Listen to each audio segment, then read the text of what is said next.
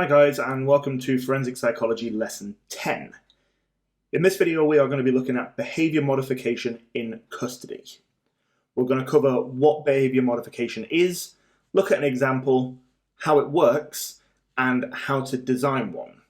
Then to finish off, we're going to look at a couple of evaluation points and a 6-mark outline so you can see how all of the information would come together. So, behaviour modification is one of many schemes that exists within prisons and form a part of custodial sentences.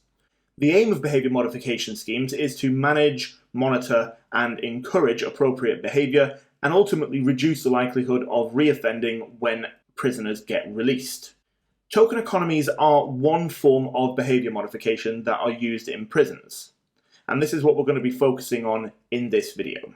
For anyone who's done the schizophrenia topic already, token economy should be very familiar to you.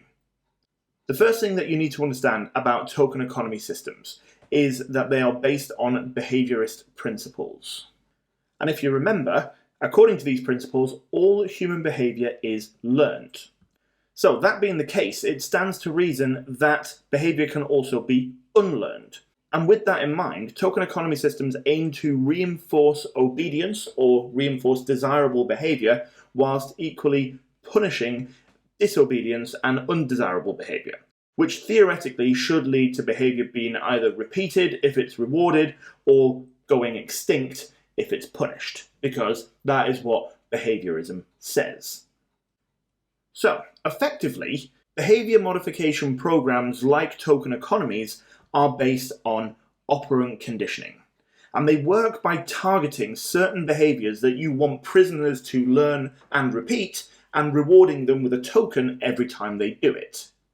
So, for example, you may want a prisoner to avoid confrontation, and so they would be rewarded with a token every time they manage to do that. You may want them to follow the rules, keep their cell tidy, and so on. And so again, you reward them with a token every time they manage to do that. It is, of course, important to explain to a prisoner what behaviours are being targeted before the program starts, and it's also important to make sure that they understand what rewards can be gained from following the rules.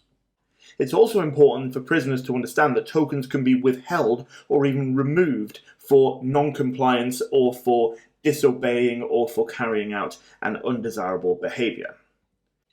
If you're going to use behaviourist terms, the tokens are what's known as secondary reinforcers, and that's because the tokens have no value in themselves. However, they do gain value through their association with a reward, which is a primary reinforcer, and they can then exchange their tokens for a primary reinforcer, such as phone calls, or extra yard time, extra food, extra pack of cigarettes, something like that. In terms of designing a token economy system, there are several things that you have to keep in mind. So first off, it's important to operationalize target behaviors. You do this by breaking them down into component parts, and all of these parts should be measurable and observable and agreed upon by all parties in advance. So in our example from earlier, the avoiding confrontation example, we could break that down into not touching other prisoners when you walk past them, or speaking politely to people. Okay, you don't just say avoid confrontation, because that's not measurable and it's not easily observable either. Moving on, it's also important that staff and prisoners are made aware of the scoring system, which behaviours are going to be rewarded, and also how many tokens they're worth, because behaviours are going to be hierarchical in that some will be worth more rewards than others. For example, working collaboratively with other prisoners on a task could be worth 5 tokens, because that might inherently be quite a hard thing to do, whereas not swearing at somebody might only be worth 1 token, because by comparison that's quite a simple thing to do. Either way, the general rule is that reinforcement should outnumber punishments by a ratio of around 4-to-1 in order for them to be successful. On a final note, it's really important that all prison staff are awarding the same behaviours in the same way. That's called standardisation. You will have come across that before in research methods, this idea that all participants experience the study in exactly the same way, and it's the same for token economy systems. The prisoners need to experience the rewards and the token distribution in exactly the same way, no matter which member of staff is on duty. Okay, so this is called standardization, and it requires training to make sure that everybody knows what they are doing. Okay, so training is a really, really important part of designing and implementing a token economy system in a way that is effective. Okay, and that was already the end of the outline. It's quite a short topic, which means that we get to move on to our evaluation points nice and quickly. So we'll start with some research support, and that is evidence provided by Hobbs and Holt in 1976. They introduced a token economy program with a group of young offenders across 3 behavioral units, and they also had 1 control group, so it was 4 units in total. They observed a significant difference in positive behaviour compared to the control group, which is great. You then also have Field et al. From 2004, who also found that a token economy program used with young people was generally effective, although they did find that there were a number of the participants who didn't respond. However, those participants that didn't respond were later placed on a special program where the rewards were more immediate and more frequent, which led to much more positive results. However, the success of such systems depends massively on a consistent approach from prison staff. So this is what I was saying earlier about the importance of training and the importance of standardization. So Bassett and Blanchett in 1977 found that the benefits of a token economy system were lost if staff applied the techniques inconsistently, which unfortunately is something that happens quite a lot because of factors such as a lack of training or a high staff turnover, which again is something that is quite common in prisons. So, everything on this slide suggests that behaviour modification systems work well, or at least they can work well, but they only work well if there is full and consistent staff participation across the board. Okay, so that means that they work well if the staff are all trained and the staff are all on board and the staff are all doing the same thing.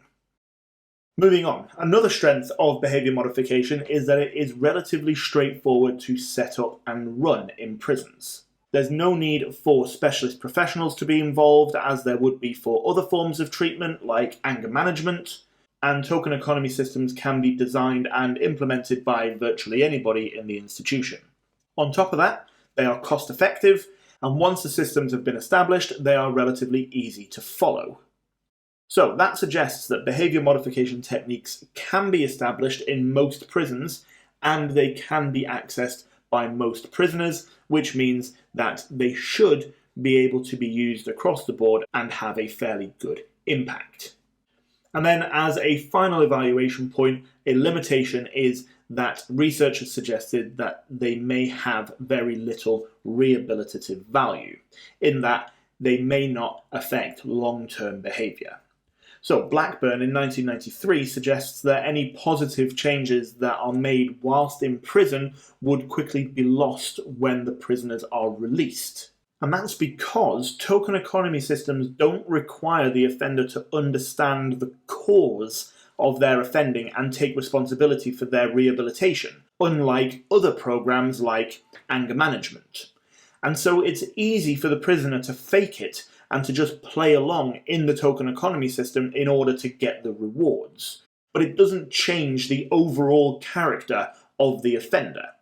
So that could explain why, once the token economy is discontinued, either because the program is discontinued or because the prisoner is released, the offender may quickly regress back to former habits.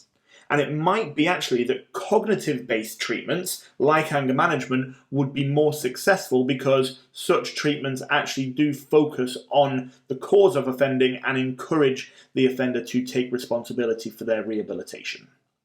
Okay, so those were your evaluation points for token economy systems. Before we finish off, I'm just going to quickly go through a 6-mark outline with you so that you can see how all of this would fit together in an essay.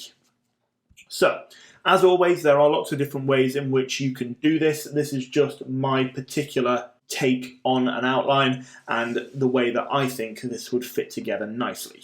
So, as you can see, we have a little bit of an introductory paragraph, the fact that it's based on behaviorist approaches, the fact that it encourages the learning and unlearning of specific behaviors via the receiving of rewards. That's just behavior modification programs in general. My second paragraph then goes on to talk about token economy systems as a specific type of behavior modification. And then I talk a little bit about what the token economy systems involve. So the receiving of rewards for desirable behaviors. The fact that the behaviors in question are always determined beforehand and are operationalized. And then given a little bit of an example of what that means.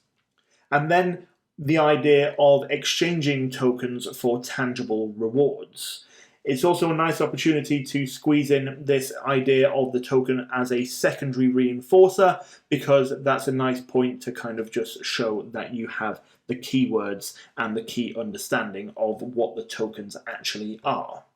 In a final paragraph, I've just got a little bit about important bits and pieces when designing a token economy. So I'm not going to go into more detail there about operationalizing behavior because we did that in the second paragraph, but I do talk a little bit about the fact that the scoring system needs to be consistent, the fact that some behaviors may be worth more tokens than others, and the fact that standardized procedures are really important for a smooth running of a token economy program, and that means that training for staff members is absolutely essential.